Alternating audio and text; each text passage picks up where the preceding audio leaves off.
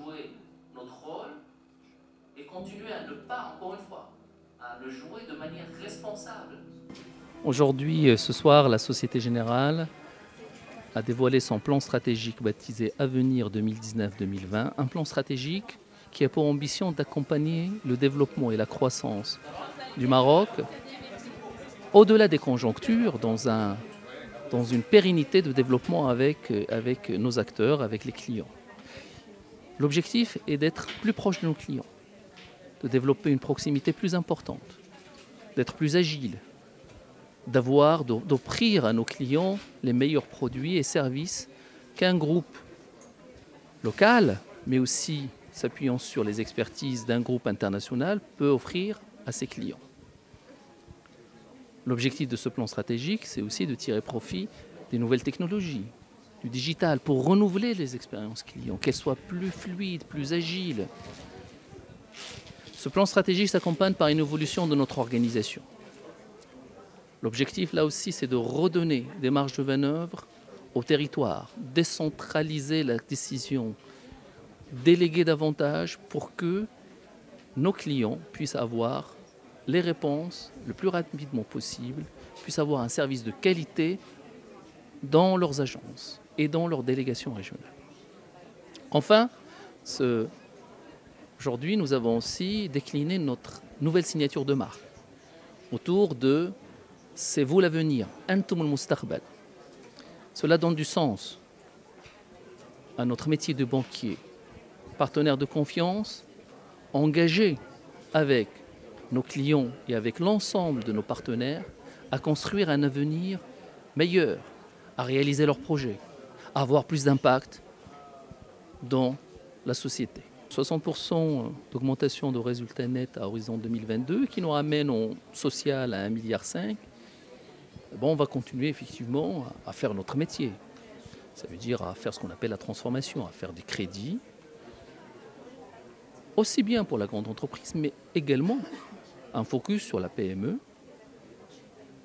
Nous allons aussi développer de nouveaux drivers de croissance, souhaitant aller plus loin dans la banque assurance, en s'appuyant sur notre filiale et sur nos savoir-faire, notre filiale La Marocaine Vie.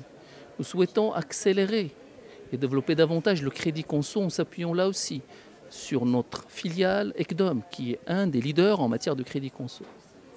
Nous souhaitons aussi développer davantage de synergie dans le leasing avec Sogélise, qui aujourd'hui a 14% de part de marché. Offrir à notre clientèle, notamment PME, tout le savoir-faire de la banque d'investissement, que ce soit en matière d'activité de marché, mais aussi en matière de conseil et des activités de haut bilan. Donc plusieurs drivers de croissance qui nous permettent, avec en même temps une acquisition client plus importante, qui nous permettent de créer de la valeur pour nos clients, pour nos collaborateurs et pour nos actionnaires. L'expérience client va changer. Et de la même façon, quand on va automatiser, digitaliser nos processus. Alors sur les crédits immobiliers, il y a plusieurs types de crédits. Nous, on intervient sur la partie pour les particuliers, donc le crédit à l'habitat. Qui fonctionne effectivement un peu plus doucement cette année. Le développement a été ralenti par rapport à ce qu'on a connu les années précédentes. En revanche, nous, on a toujours une ambition de croître là-dessus. On a fait au mois de juin un salon qui s'appelait Beiti, où on a rassemblé la banque, les professionnels de l'immobilier, donc tous les promoteurs, les assureurs, les notaires, pour faire un parcours complet pour nos clients. Et ça avait plutôt bien marché. Je crois qu'on a de l'ordre de 900 clients qui ont concrétisé un achat à cette occasion. Après, ce dont vous parlez, c'est probablement aussi le financement du secteur de la promotion immobilière, qui a connu un développement assez spectaculaire au Maroc sur les 10 dernières années.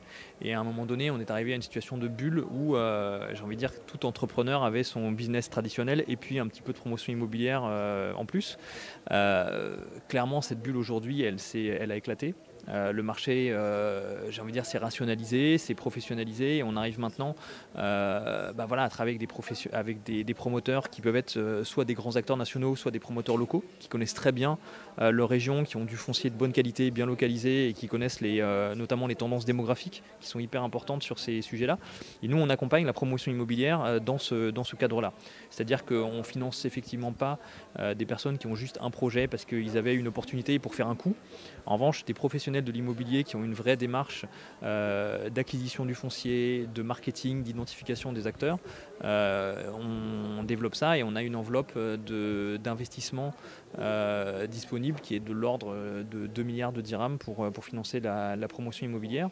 Donc voilà, on a un certain nombre de critères en termes de localisation, en termes de type de programme, en termes de ratio type la pré-commercialisation, un certain nombre de choses qui doivent être atteintes pour que les projets soient viables et que en fait c'est dans l'intérêt du promoteur qu'on l'accompagne dans une solution qui soit viable à terme.